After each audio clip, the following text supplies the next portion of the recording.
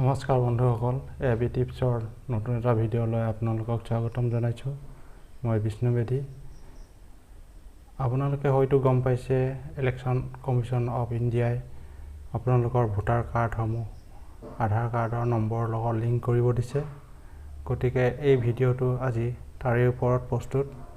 আপোনালোকে ভোটাৰ কাৰ্ডৰ নম্বৰসমূহ কেনেদৰে আধাৰ কাৰ্ডৰ লগত লিংক কৰিব তাৰে ওপৰত প্ৰস্তুত কৰিছোঁ।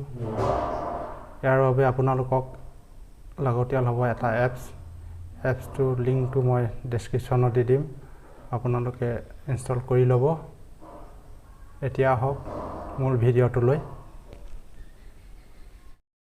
এতিয়া মই মোবাইলৰ প্লে ষ্ট'ৰত গৈছোঁ।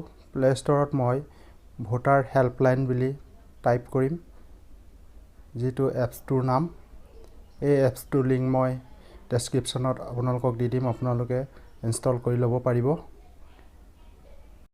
এই এপছটোৰ জৰিয়তে আপোনালোকে নিজৰ পৰিয়ালৰ সদস্যৰ লগতে আন ঘৰৰ সদস্যৰ লোকো ইয়াত আপোনালোকে ভোটাৰ ID আৰু আধাৰ কাৰ্ডত লিংক কৰিব পাৰিব।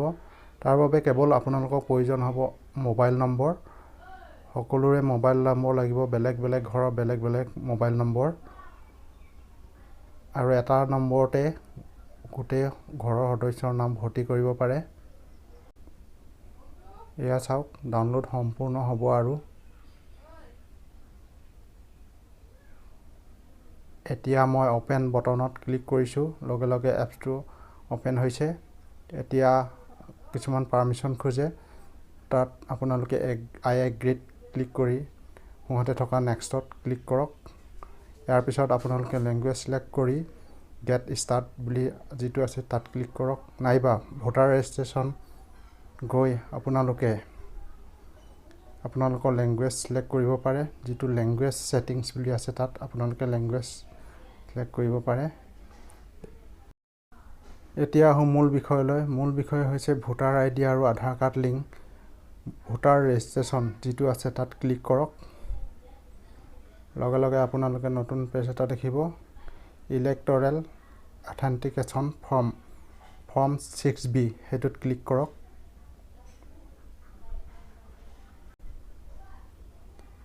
এতিয়া লেটছ ষ্টাৰ্ট যিটো আছে তাত ক্লিক কৰক।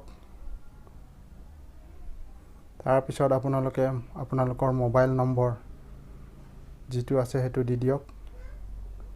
দিয়াৰ পিছত আপোনালোকে চেণ্ড OTP তাত ক্লিক কৰিব। এতিয়া আপোনালোকৰ মোবাইলত এটা OTP আহিব।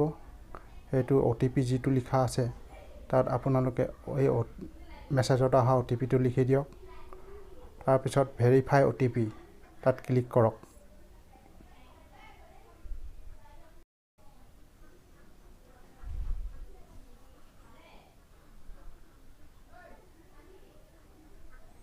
এতিয়া আপোনালোকক এটা প্ৰশ্ন সুধিছে, আপোনালোকৰ ভোটাৰ ID আছে নে নাই। যিহেতু আপোনালোকৰ ভোটাৰ ID আছে, গতিকে ইয়েছত ক্লিক কৰি আপোনালোকে নিজৰ ভোটাৰ ID নম্বৰটো ইয়াত শুদ্ধভাৱে টাইপ কৰক। মই মোৰ ভোটাৰ ID নম্বৰটো টাইপ কৰিছোঁ। ইয়াত মই মোৰ ছিকিউৰিটিৰ বাবে ব্লাৰ কৰি দিছোঁ কিছু। সম্পূৰ্ণ লিখি হোৱাৰ পিছত আপোনালোকে ছিলেক্ট ষ্টেট তাত ছিলেক্ট কৰক। মই যিহেতু অসমৰ পৰা, গতিকে আছাম ছিলেক্ট কৰিছোঁ। এতিয়া ফেটছ ডিটেইলছ যিটো আছে তাত ক্লিক কৰক। ইয়াত আপোনালোকৰ ভেৰিফাই হ'ব। ইয়াৰ পিছত আপোনালোকে কীবৰ্ডখন নাইকিয়া কৰিবৰ বাবে বেক ক্লিক কৰক। তাৰপিছত প্ৰচিড যিটো আছে তাত ক্লিক কৰক। ইয়াত আপোনালোকৰ ভোটাৰ ID সম্পূৰ্ণ ডিটেইলছ ওলাই পৰিব। তাৰপিছত নেক্সট ক্লিক কৰক। তাৰপিছত আপোনালোকৰ আধাৰ নম্বৰ যিটো আছে সেইটো টাইপ কৰক শুদ্ধভাৱে। মই মোৰ আধাৰ নম্বৰ টাইপ কৰি দিছোঁ।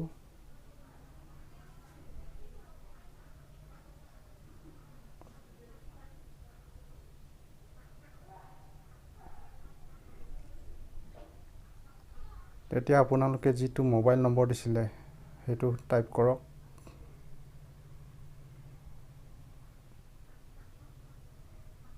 তাৰপিছত ইমেইল ID দিয়ক।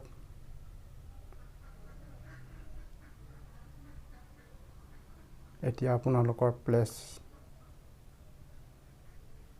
লিখক। তাৰপিছত সকলো লিখি হোৱাৰ পিছত আপোনালোকে ডান বটনত ক্লিক কৰক। যেতিয়া আপোনালোকৰ ডিটেইলছ ওলাই পৰিব, ইয়াত আধাৰ কাৰ্ডৰ নম্বৰ ওলাব, সেইটো আপোনালোকে স্ক্ৰীনশ্বট মাৰি ৰাখি দিয়ক। এইখন আপোনালোকে VLক দিবলগীয়া হ'ব, গতিকে স্ক্ৰীনশ্বট মাৰিবই লাগিব। স্ক্ৰীনশ্বট মাৰিবৰ বাবে আপোনালোকে পাৱাৰ বটন আৰু ভলিউম বটন একেলগে দবাওক। তাৰপিছত কনফাৰ্ম কৰি দিয়ক। কনফাৰ্ম কৰাৰ লগে লগে আপোনালোকৰ ৰেফাৰেল ID বুলি আহিব, সেইটো স্ক্ৰীনশ্বট মাৰি থওক। আৰু লগতে ৰেফাৰেল ID নম্বৰটো লিখি ৰাখক, যাতে আপোনালোকে ষ্টেটাছ পিছত চেক কৰিবলগীয়া হ'ব। আপোনালোকৰ ভোটাৰ ID আৰু আধাৰ কাৰ্ড লিংক সম্পূৰ্ণ হ'ল নে নাই সেইটো চাবলৈ। গতিকে বন্ধুসকল, ভিডিঅ'টো ইমানেই আছিল। ভিডিঅ'টো চোৱাৰ বাবে আপোনালোকক ধন্যবাদ জনালোঁ। ভিডিঅ'টো যদি ভাল পালে তেনেহ'লে লাইক কৰিব আৰু চেনেলটো ছাবস্ক্ৰাইব কৰি দিব। ধন্যবাদ।